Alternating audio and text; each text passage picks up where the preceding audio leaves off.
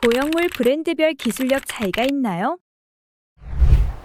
이제 국내 브랜드가 있었는데 이제 작년에 판매 중지됐어요. 작년에 판매 중지됐고 문제가 있어서 판매 중지됐고 그리고 곧 나올 것 같았는데 아직 안 나오고 있습니다. 근데 저는 개인적으로 국내 브랜드를 되게 나왔을 때 선호했었어요. 지금도 뭐 국내 브랜드를 나왔으면 다시 쓸 의사가 있긴 한데 아직까지는 여러 가지 이 식약처 허가 사항이라던가 이런 문제들이 많이 있었는데 해외 브랜드와 국내 브랜드의 기술적 차이, 이게 왜 이제 국내 브랜드가 문제가 됐었냐면 이제 국내 브랜드가 확실히 부드러웠어요. 근데 이제 부드러움과 안정성 두 가지는 같이 갈 수가 없어요. 왜냐하면 보형물은 이제 우리의 초기 1960년대에 이제 우리나라 전 세계적으로 보형물이 처음 나왔었는데 그 보형물이 2000년대까지 사용됐어요. 그 수술하신 분이 오랫동안 가지고 있었거든요. 왜 그랬을까요? 보형물이 두꺼워서 그래요. 보형물은 껍질과 충전재 두 가지로 구성되어 있어요. 껍질은 되게 이제 우리 식빵을 굽게 되면은 겉에 크러스트 딱딱한 부분 있잖아요. 그런 부분이 있는 것처럼 구워서 나와요. 실리콘 한번 구워서 나오는데 이 겉면이 두꺼워지면은 이게 안전하겠죠. 하지만 두꺼워지면 만졌을 때 탄력이 안 좋아요. 그래서 탄력이 좋은 보형물들은 오히려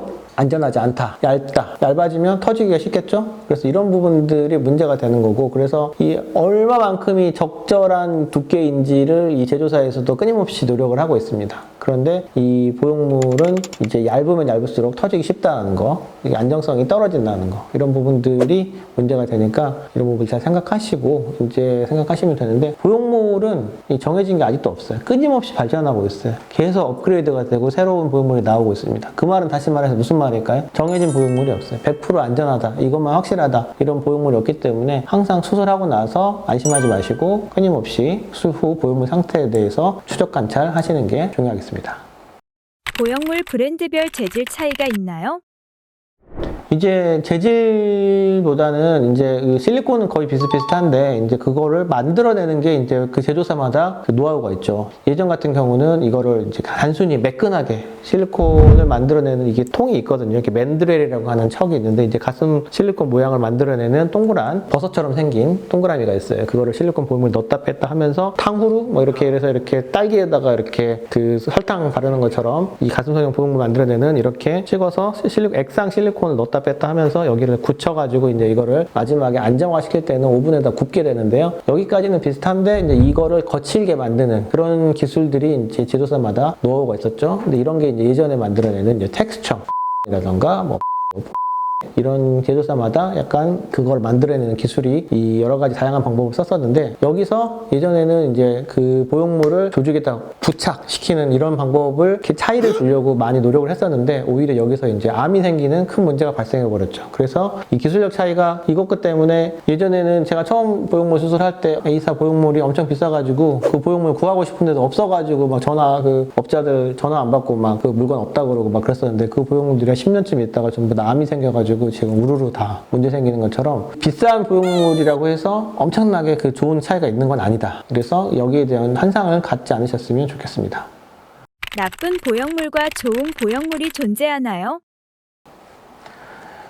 이제 저는 가슴 성형이 어떤 특정 제품이 좋다는 건 없는 것 같아요. 제 생각에는 이 가슴 성형 보형물은 나중에 문제가 생겼을 때 사후 처치, 관리가 잘 되는 보형물이 최고라고 생각합니다. 최근에 사에서 저는 그 회사의 보형물이 좀 문제가 됐지만 지금 실제로 그 회사 보형물을 사용했었는데 거기서 파열이 되었다거나 여러 가지 문제가 있으면 실제로 그 현금을 지급해주고 돈을 주면서 관리를 해주거든요. 만약에 이제 이게 문제가 됐는데 다른 이 회사가 있어요. 또 다른 회사, 프랑스의 P 회사가 있는데 그런 회사들은 이런 것들을 안 해주는 보형 회사들이 많더라고요. 그래서 저는 환자들한테 이제 보형물을 추천할 때 이 회사가 어떤 게 좋은 보형물이다라고 이렇게 특정 보형물을 찍어서 말을 많이 하시는데, 제 생각에는 이게 보형물이 한번 들어가면 5년, 10년, 길게 20년까지 갖고 있어야 되는데 그동안에 이 회사가 없어져 버리면 나중에 10년 있다가 문제가 생겼는데 뭐 보상이라든가 사후처치 이런 부분에 대해서 받을 수 없는 부분이 생기지 않나. 그래서 좀 안정적으로 생각했으면 좋겠고, 워스트 보형물 같은 경우는 사실은 이제 정말 불법 보형물, 예전 그 공업용 실리콘을 넣었던 보형물, 이런 보형물들은 정말 이거는 범죄에 가까운 뭐 이런 보형물도 있고, 정말 워스트, 최악은 뭐냐면 가슴에다가 주사 넣는 거.